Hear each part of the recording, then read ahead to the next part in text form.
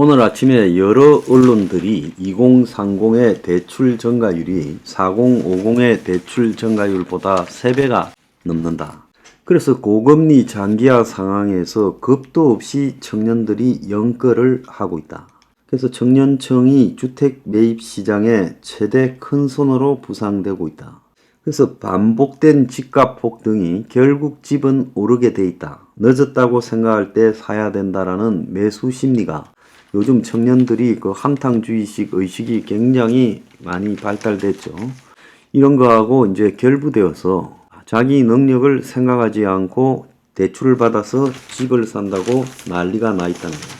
그래서 연끌 비투 현상이 이제 금리 인상 기조가 이제 고착되어 가는 상황에서 대출을 받아서 이렇게 집을 사는 부분이 한계 상황으로 지금 몰려가고 있다는 거예요. 2030이 연끌 대출 주범인데 올해 2분기 30대 이하, 30대 20대의 1인당 가계 대출금이 7,900만 원이에요. 그래서 2019년 2분기 6,200만 원보다 27%가 늘었어요. 같은 기간 중장년층 40, 50대는 9%, 60대 이상은 1%와 비교하면 이 젊은 층에서 대출 비중이 압도적으로 늘어났다는 거. 청년층 가계 대출 중 주택 관련 대출금이 70%, 5,504만 원 1인당. 자, 4년 전에는 62%였다는 거예요. 그래서 최근에 집 사는 그의 대부분이 청년층이다. 그래서 대출금이 가파르게 증가했다. 과거는 청년층이 집 산다라는 것은 생각하지 못했고, 이제 시드마니, 그러니까 알짜 자본 축적이 좀 된 사람이 이제 40대에서 집을 사려고 이제 대출을 받아서 시도했죠.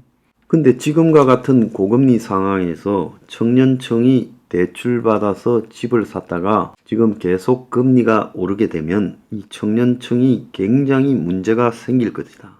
그래서 한 발 물러서 있다가 차근차근 저축해서 집을 사려는 계획이 집값 폭등에 무너져 버렸고, 지금 아니면 영원히 못 산다고 해서 지금 앞다투어서 비더어서 사고 있다는 거예요. 그래서 전세는 불안해서 하면서 생애 첫 주택 매수가 10명 중에 6명이 2030이라는 거예요. 올해 7월부터 9월 사이에요.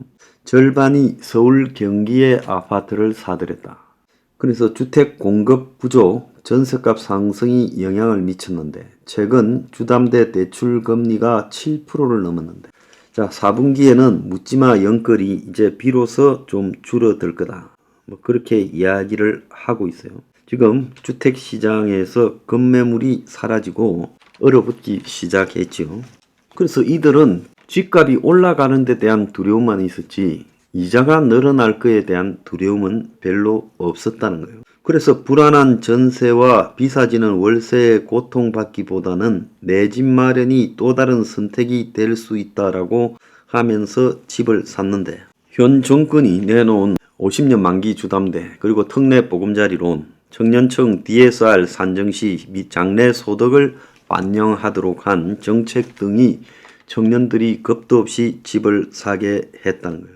자, 고령화가 진행이 되면서 기성세대가 나도 살아야 되니까 집을 팔지 않고 최대한 버티고, 청년층은 빚 부담이 커지고, 이렇게 이제 악순환이 되고 있는데, 그래서 고령층은 주택 가격이 올라가니까 좀 기다리면 또 올라가겠지 하고 그때 팔자고 들고 버티는 거예요. 자, 그러니까 젊은이들은 몸이 달아서 빨리 사자라고 하면서 사는 겁니다. 그런데 집값 반등이 크지 않고 고금리 기조가 이어지면서 이제 원리금 상한이 본격적으로 감당 불가로 커졌을 때 이걸 이제 수습할 수 있느냐는 거죠. 그래서 가계빚이 목까지 차올라서 DSR이 지금 주요국의 2배다. 소득 대비 갚아야 할 원리금이 올해 1분기 14.1%다. 연체율은 3년 반 만에 최고치를 기록하고 있다는 거예요. 그리고 고금리 부동산 부메랑 맞은 연끌 대출, 빚 갚느라 소비할 돈도 없다. GDP 대비 가계부채 비율 102%, 독일 2배 육박. 은행의 주담대 금리가 속속 올라서 가계부채 증가율이 1% 뛰면 전체 소비는 0.6% 뛰게 되고, 자, 기업 부채도 지금 123%에 달해서 5년간 27%가 올라서 위험하다는 거예요. 자, 한국의 가계 보유 자산이 부동산에 편중돼 있죠. 그래서 한국에는 이 금융 자산의 비중이 34%, 부동산 비중이 70에서 80%를 차지하고 있어요. 부채가 부채를 낳는 악순환이 진행되고 있는데 부동산 가격이 떨어지면 그야말로 막다른 골목에 지금 내몰린다는 겁니다. 지금 오늘 보면 항상 부동산 가격을 높이는 데 열중하던 보수 언론이 아파트 상승 거래 8개월 만에 꺾여 매수 매도 가격 차이의 거래 급감, 고금리 전망의 당분간 관망세 이렇게 이야기가 나오고 있어요. 작년 기업 부채 비율이 122.3인데 7년 만에 최고치인데 10곳 가운데 4곳이 벌어서 이자도 못 낸다. 즉 영업이익률 등 기업 수익이 이자도 안 된다라는 겁니다. 그러니까 기업의 42.3%가 이렇다는 거예요. 영업이익을 이자 비용으로 나눈 이자 보상률이 100% 미만인 기업. 그래서 벌어서 이자도 못 낸다는 거예요. 금리 상승의 효과가 지금 커지고 있는 거죠. 자, 그러다 보니까 이제 기업들이 자금을 조달해야 되는데 자금 조달이 지금 안 되고 있다는 거예요. 그래서 작년 상반기에는 기업들이 285조 3천억을 조달했는데 근데 올 상반기에는 80조 7천억으로 뚝 떨어졌어요. 그래서 기업의 자금 조달 여건까지도 악화되고 있다는 겁니다. 자, 가계부채만 문제가 아니라 가계 버금가는 기업의 비폭탄, 중소기업 잔액만 48조가 불어났다. 자, 참으로 지금 우려스러운 상황으로 가고 있습니다. 이제 언론들이 이런 기사들을 점점 지금 보도를 많이 하고 있어요.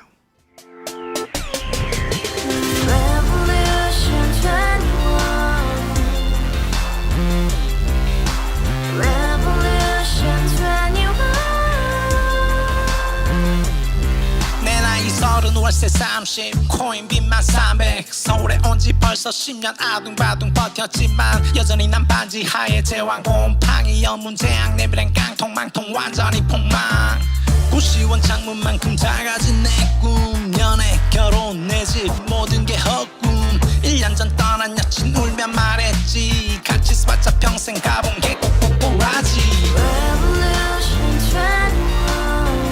가바후스 700 나도 소유주 가바후스 700 나의 소주 택시기사 우라부지 마트 캐셔 울어무니 우리 집안 다 털어봤자 후줄 그래 개선민 내미래 거기서 팍 끝난 거지 팍 더 이상 노력 따윈 괴물이 스펙 찾아서 말리 비오는 날 알바 잘려 맨날 학원 날 개쳐 발려 밤비 내리는 양화대교 홀로 걷고 있을 때 현수막에 아로 새겨진 평당 700짜리 아파트 다같이 소리 질러 혁명 21 가바후스 700 나도 소유주 가바후스 700 나의 소주 Together in the house, brand new day, and your dream had just begun. Revolution 21, only hope and happiness. 너의 곁에 내가 영원히 함께. 지금까지 정치인들 입만 열면 찝찝찝 개소리 멍멍멍 쳤다 하면 뻥 잘난 부모 만나 잘난 학교 나오면 뭐 하나 우동살이 꽉 찬 대가리 깡통 소리 텅텅 저 푸른 조원이의 그림 같은 집을 짓고 평상 4천 팔면 뭐해 평생 살 수 없는 집